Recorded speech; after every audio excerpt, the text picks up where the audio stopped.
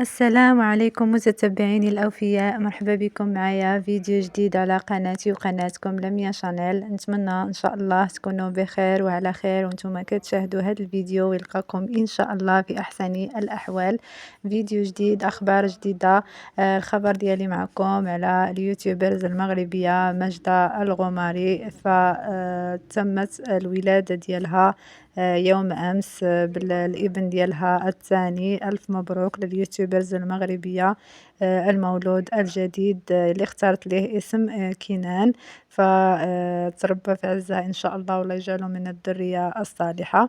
فاليوتيوبرز المغربية ماجدة الغماري شاركات الصور ديال الابن ديالها، يعني ما خباتوش بحال بعض اليوتيوبرز اللي كيخبعوا الأبناء ديالهم أثناء الولادة، فهي اختارت أنها تبين الابن ديالها ما شاء الله تبارك الرحمن.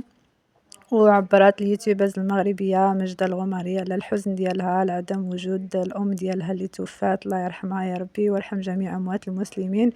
وعبرت على الاشتياق ديالها للأم ديالها ودعات مع الأمهات اللي مازال عايشين في الحياة.